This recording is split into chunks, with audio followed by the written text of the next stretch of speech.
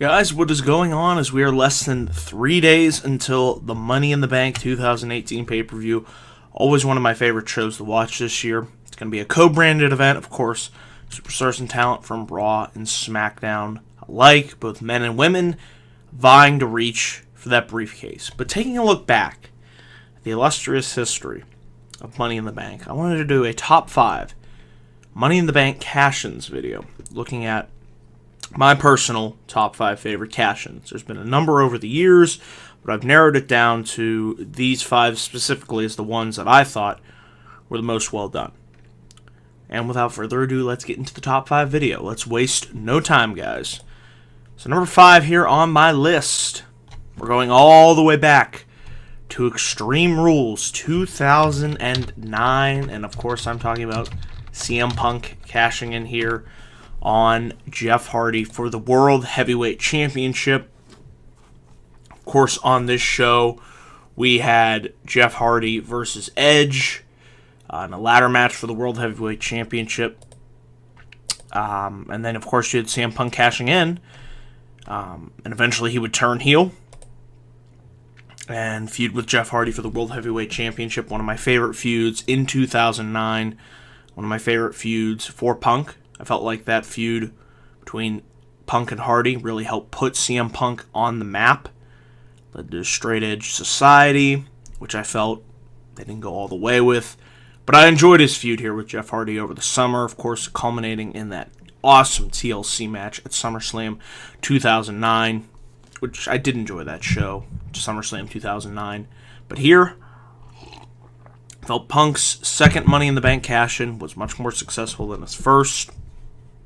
His first title reign, you know, he had the title, but to me it didn't really feel like he was the world champion. This time around, he was in the main events. He was feuding with a top star. Jeff Hardy was super over in 2009 before he left. One of the top stars here on that SmackDown brand. And looking back, I also wish we could have gotten a CM Punk Edge feud. That would have been incredible. But it wasn't meant to be. But yeah, Punk cashing in here on Jeff Hardy after Hardy defeated Edge in that ladder match, which this card, I'm looking at it, this Extreme Rules card, it looks pretty good. You got Chris Jericho versus Rey Mysterio, another feud that I love from 2009. And then you also had CM Punk defeating Umaga in a Samoan strap match. So, Extreme Rules 2009, I never watched the show, but it looks like a solid show on paper. So yeah, CM Punk cashing in is my number 5 pick. Number 4, we're going to move on here to Randy Orton. Going back to one of my favorite pay-per-views in the last number of years. To me, SummerSlam 2013 is one of the best SummerSlams in recent memory. Just everything from this show I felt delivered, and it goes to show you why 3 hours is always better than 4 or 5 or 6. Less is more.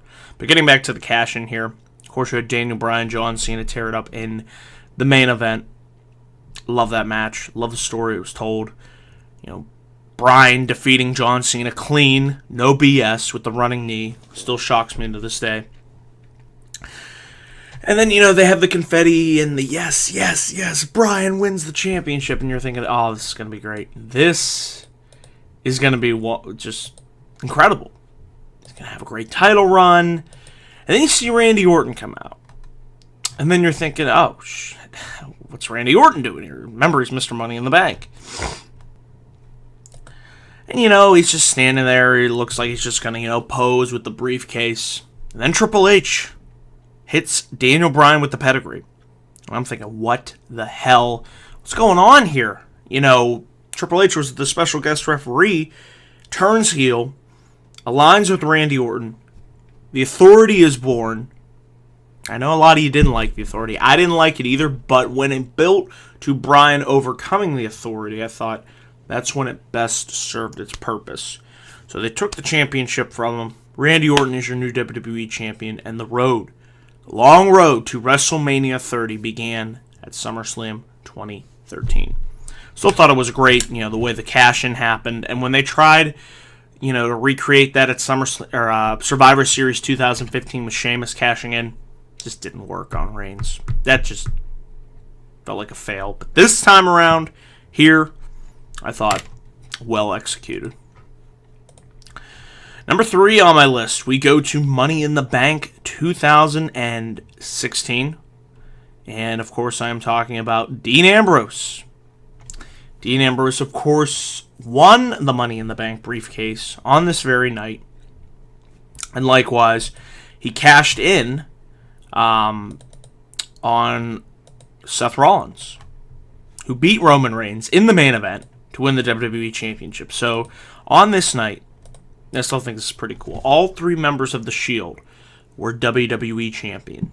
Roman Reigns, who lost the title to Seth Rollins in an outstanding main event. And then, of course, Dean Ambrose cashing in on Seth Rollins. It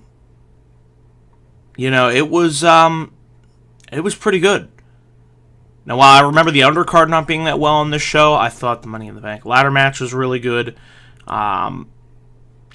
And, of course, Seth Rollins, Roman Reigns was outstanding.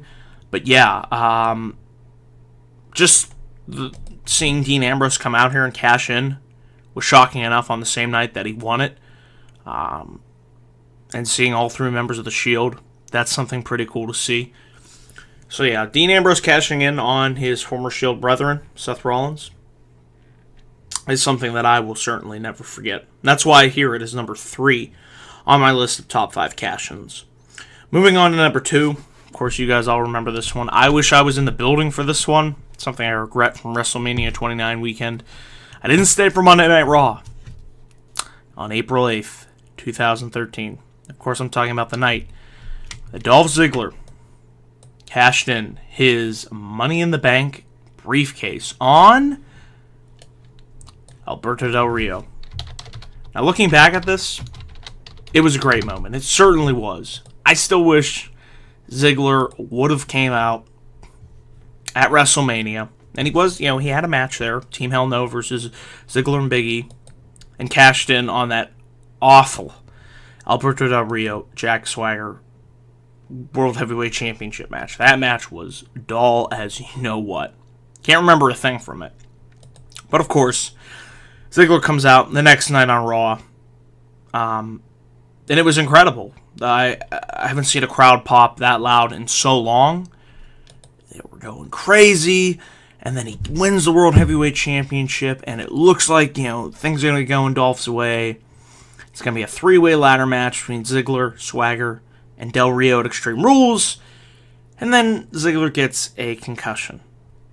And from there on, he honestly was never the same. But hey, can't take this moment away from him, and it certainly is one of my all-time favorite Raw moments. Ziggler cashing in his Money in the Bank briefcase.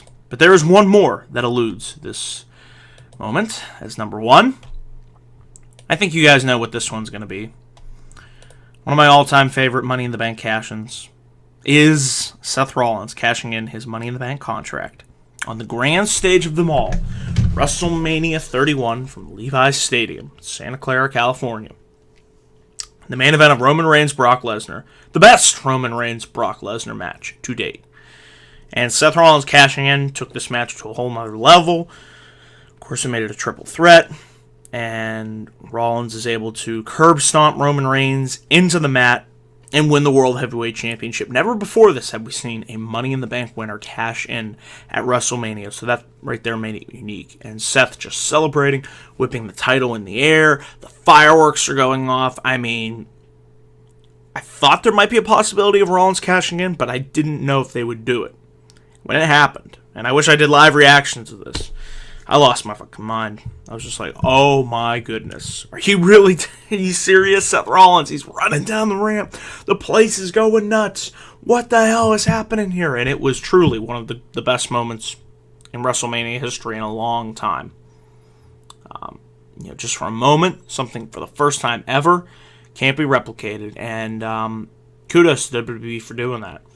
But yeah, guys, these are my top 5 Money in the Bank cash-ins in Money in the Bank history.